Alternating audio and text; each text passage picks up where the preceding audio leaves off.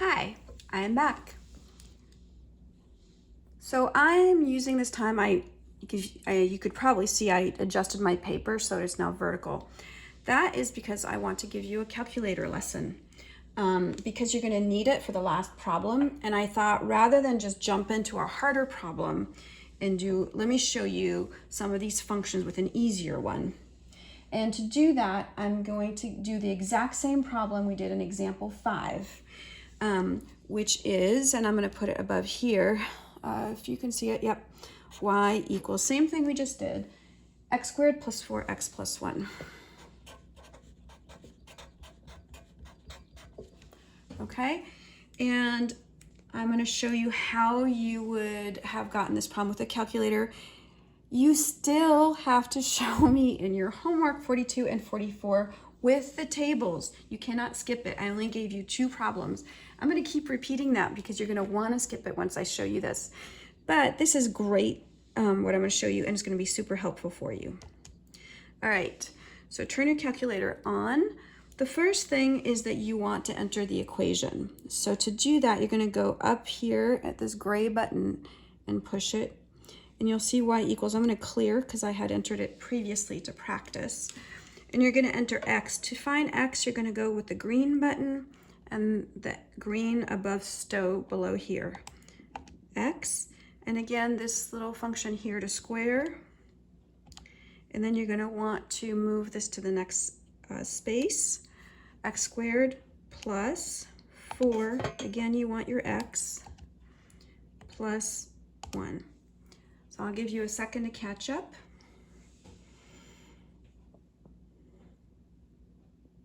Okay.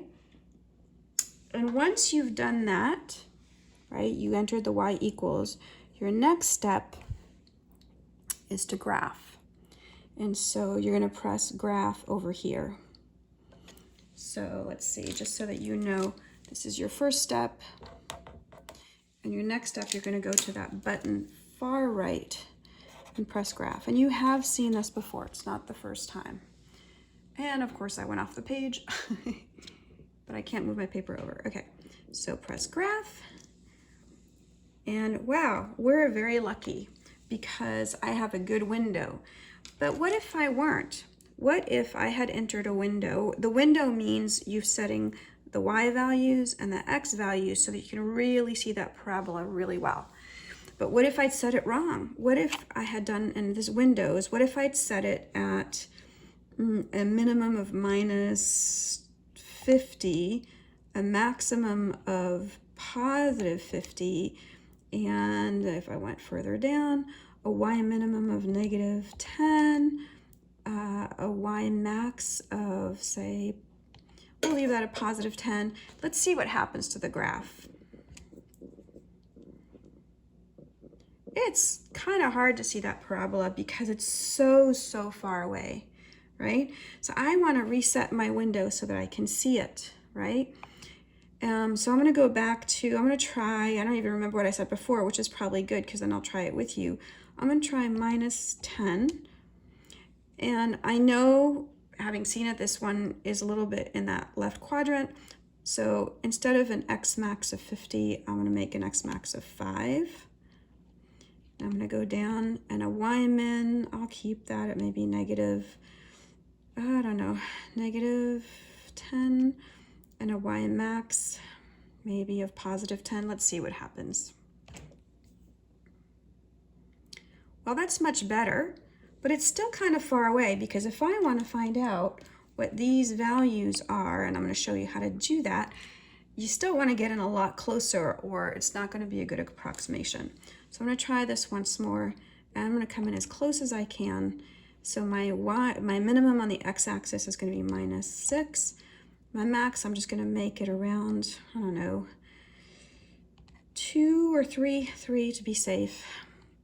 My y minimum, I'll just do minus, I don't know, minus 5, and my y maximum, maybe I'll do it about 8. All right, let's see how that changes my graph. Wow, big difference. Now I could come in closer, but this is good because remember we just looked that this was between 0 and -1, and this was between -3 and -4. The fact that you can see that says that we're pretty close. So then my last step is I'm going to use the trace function. Okay, so I've used the y equals function, the graph function that you could barely see over here, the window function, and last the trace function. And the trace function is over here. What's so cool about the trace function is it sticks a little cursor right there, and if you move it over, for example, if I said what's the minimum of the function, aka the vertex, well, I scoot it over until I get to the bottom. You can see I'm at -2.9, and do you guys remember it was, I think it was -2, -3, so let's see if we can get it to that. -2.9, we're not quite there. If it's close to -3, we know we've almost had it, right? -2.98, and it's almost at -2, -2.999, oh, so you can see, right, I've almost bypassed it. It's -3, almost -3 and -2. So I can see that my vertex is -2, -3. And I can also find my y-intercepts, which we just found out, right? They were -3.7. So let's see, I'm going to this left arrow, and it's just going to bump this up. It's going to literally climb the graph and show me. And so you can see right now, this is -3.8, and this y is 0.23. Well, that means this is above the x-axis. I've missed it. So I'm going to go down with this arrow and see where I go. Well, here I'm at -3.7, and I'm at -0.1, which is closer, which is exactly what I found out, right, in the last problem. And I can do the same thing. I'm going to wait and see that y gets the absolute closest to 0 to see what my corresponding x value, and it's pretty close to 0 here. All right, and here it looks like it's at 0.38. Let me go backwards. 0.04, so that's the closest I'm going to get to 0 for the y side, and it means that on the x side I'm at -0.255, which approximates to -0.3.